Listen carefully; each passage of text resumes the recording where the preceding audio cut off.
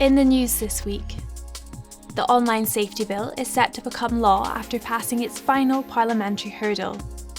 School governors are urged to check their schools' RSE policies for radical trans ideology. And a Hampshire mum rejoices that both of her twins are thriving after she refused to abort one to save the other. Hello.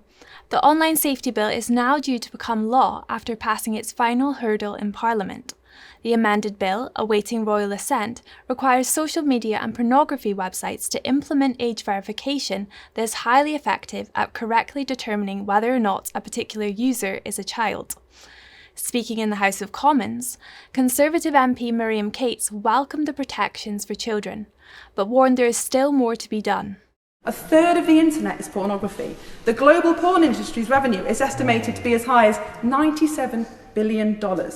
So this bill is an important step forward, but we would be naive to expect this Goliath of an industry to roll over and keep children safe. There is more to do that will require international cooperation from financial institutions and governments that are prepared to stand their ground against the might of these vested interests. And I very much hope that this one will. The Christian Institute has been campaigning for protections for children from pornography and other harmful content, while ensuring that free speech is maintained online. In his analysis of the bill, the Institute's head of research, Dave Greatrex, addressed the government's crucial decision to drop the concerning legal but harmful clause for adults. One of the difficulties, I suppose, with working on this legislation has been that we so fully support many aspects of what it's trying to do, not least the protection of children, and that was never the concern. But it became this issue that when you're applying the same legal but harmful threshold to adults, it's a different ballgame. And we were concerned, along with others, about that really this is infantilizing everybody, and it's not giving adults the opportunity to engage with arguments. And so that was the basis of our case really to the government. It was focused on the free speech aspect, and as you mentioned earlier on, we wanted the freedom of speech around controversial issues perhaps, but all issues to be the same online as it is offline. That was our key benchmark. School governors are being urged to check their schools' relationships and sex education policies for radical trans ideology. The plea comes from a Christian mum who was recently reinstated as a parent governor following an order made by the High Court.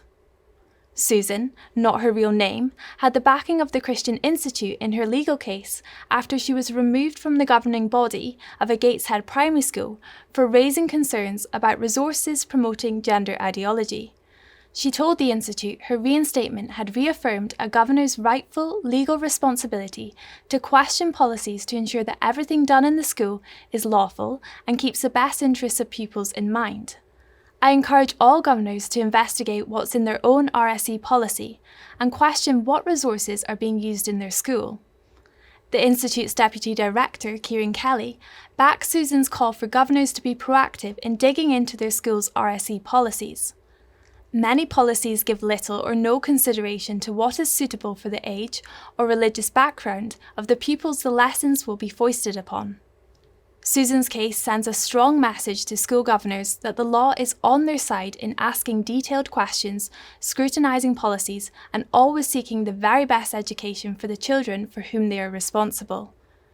And if you're a parent, teacher, or governor who needs help or advice, our education team are only too happy to help. Call 0191 281 5664 or email info@christian.org.uk. The Equality and Human Rights Commission has urged the government to bring forward its delayed trans guidance for schools. In a letter to campaign group Sex Matters, the Equalities Watchdog said it contacted the Department for Education and expects the upcoming guidance to be consulted on shortly.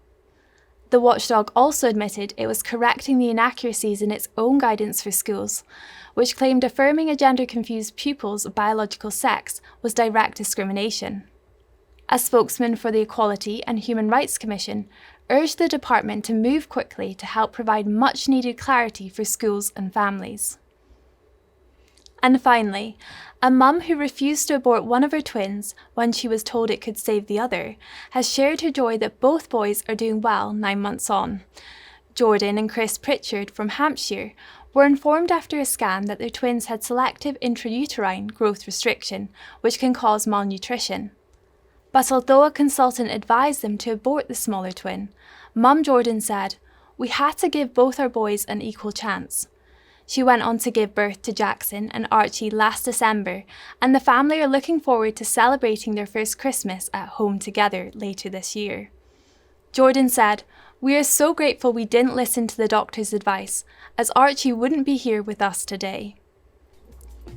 Well, that's all for this week. For regular updates and information on all of our stories, plus much more, visit our website at christian.org.uk. Until next time, goodbye.